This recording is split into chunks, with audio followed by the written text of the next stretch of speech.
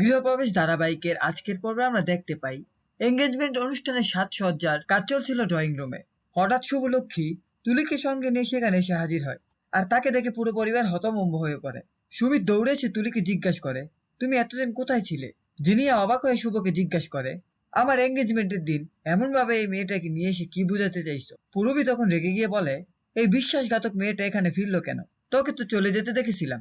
শুভলক্ষ্মী তখন সবার সামনে পরিষ্কার করে জানায়, তুলি ইচ্ছে করে যায়নি, ওকে অপহরণ করা হয়েছিল। উদ্দেশ্য ছিল সুমিতকে ওর জীবন থেকে সরিয়ে দেয়া। এই কথার পরই জিনিয়া ও তার মা সবার সামনে কান্নাকাটি করে নাটক শুরু করে। তারা বলে, শুভ ইচ্ছা করে তুলিকে এখানে এনে অনুষ্ঠান নষ্ট করছে। তখন অতিথিদের মধ্যে ফিসফিস শুরু হয়, এমন গুরুত্বপূর্ণ দিনে এসব কি হচ্ছে? পূরবী আরো উত্তেজিত হয়ে শুভকে ধমক দিয়ে বলে, তুমি অনুষ্ঠান চলাকালীন কোথায় ছিলে, আর এখন এসে এসব কি শুরু করলে? সে তার স্বামীকে মুখ খুলতে বলে, কিন্তু তিনি বলেন, শুভ আসলে কি বলতে চাইছে সেটা আগে শুনতে হবে। এতে পূরবী আরো ক্ষিপ্ত হয়ে বলে, তাহলে তুমি ওদের পক্ষ নিচ্ছ?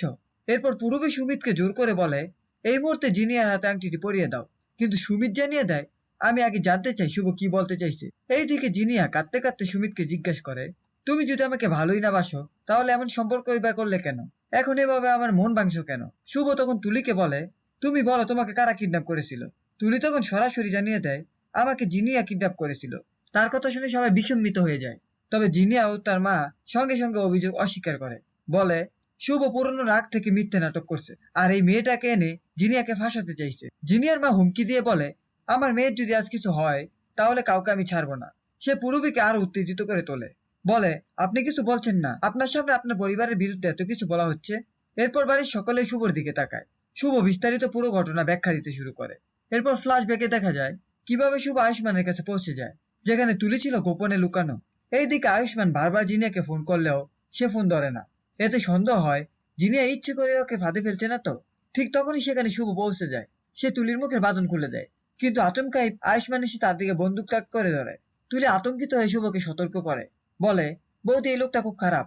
আয়ুষ্মানও বলে, তুলি যা বলছে শুনে এখন থেকে পালাও। কিন্তু শুভ নিজের শাড়ির বাস থেকে মরিচের গুঁড়া বের করে আয়ুষ্মানের চোখে ছুঁড়ে মারে, বলে, এবার তুমি শাস্তি পাবে।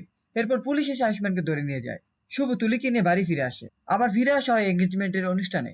সব ঘটনা শুনে যিনি আতঙ্কিত হয়ে পড়ে। সে তার মায়ের কাছে গিয়ে বলে, তুমি কিছু একটা করো।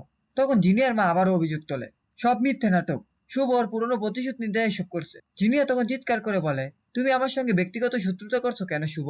আমি কি করেছি তার প্রমাণ কোথায়? ঠিক তখনই শুভ পুলিশকে ডাক দেয়, এবং পুলিশ আয়ুষ্মানকে নিয়ে আসে। সবার সামনে আয়ুষ্মান বলে, আমি যদি ফেসে যাই জিনিয়া, তোমাকেও ফাঁসাবো। এই কথা শুনে জিনিয়া চিৎকার করে বলে, এই লোকটা আমার নামে মিথ্যে বলছে, আমি এসব কিছু করিনি। সে সুমিতকে বুঝাতে চায়, কিন্তু সুমিত কোনো কথা বলে না।